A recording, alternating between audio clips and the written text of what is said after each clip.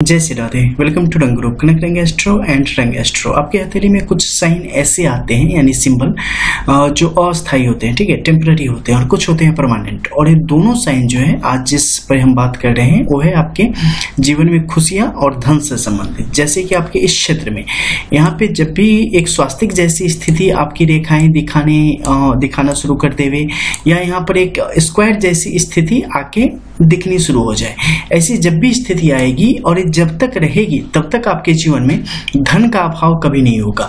हर एक माध्यम से धन आएंगे, जो आपने सोचा भी नहीं होगा उस तरीके से धन आएगा। नए नए विचार आएंगे आपके मन में, नई नई प्लानिंग आएंगी और सब आपका फायदा करवा के जाएंगे।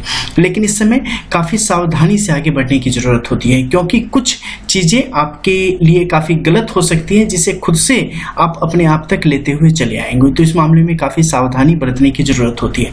धन को सही मायने में बना के रखने की यहाँ पर जरूरत होती है और बेहतर फैसले लेते रहने की आपको जरूरत होती है।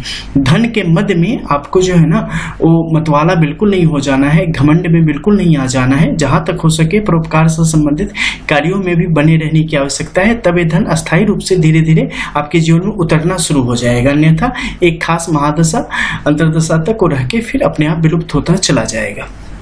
इसके अलावा आपके चंद्र के क्षेत्र से ऊपर की तरफ बढ़ती रेखाओं की स्थिति अगर यहाँ पे शुरू हो जाए, दिखनी शुरू हो जाए, तो समझ जाओ कि आने वाले समय में जो भी आप काम कर रहे हो वो काम सफल होने वाला है और जीवन में आर्थिक समृद्धि आपकी आने वाली है। फिनेंशियली काम आपका चमकने वाला है, फिनेंशियली आप काफी ज्यादा बेहतर होते चले जाने वाले हैं।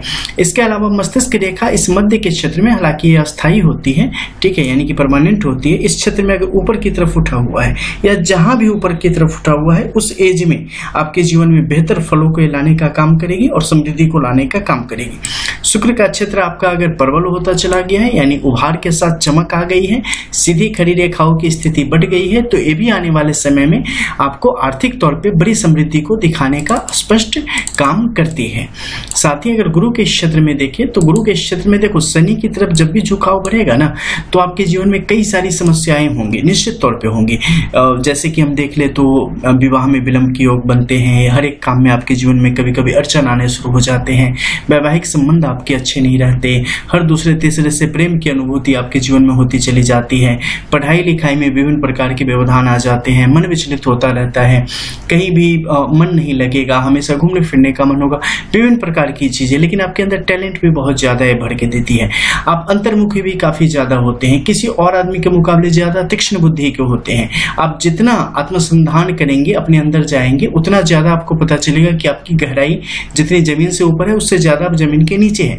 ऐसी स्थिति दिखाई देती है और साथ ही ये आपके जीवन में एकाएक धन लाने का भी काम करती है, तो इसे भी आप बिल्कुल भी नजरअंदाज नहीं कर सकते। 100 मुसीबतें हैं लेकिन धन के मामले में बड़ा समृद्ध है। इसके अलावा अगर सूर्य के क्षेत्र में देखें तो यहाँ पर अगर एक से ज्यादा सीधी खड़ी रेखाओं की स्थिति हो गई तो ये भी आने वाले समय में बेहतर धन के योगों को दिखाने का काम करेगी। नीचे आपके लिए एक ट्रायंगल की स्थिति बन गई तो ये भी आपके लिए उसी प्रकार से धन योगों को बढ़ाएगी। व्यापार से धन आएगा। इस क्षेत्र में सीधी खड़ी रेखाओं की स्थिति देखे तो आपका ये जो फर्स्ट पोर है ना सारी हथेलियों की, जितनी मोटी होती चली जाएगी आपको उतना ज्यादा अपने काम पर फोकस करने की जरूरत है, क्योंकि मेहनत आपको धन ला के देगा। और ये जितनी पतली रहेगी किस्मत से आपको चीजें ज्यादा आपके जीवन में मिलती हुई दिखाई देगी।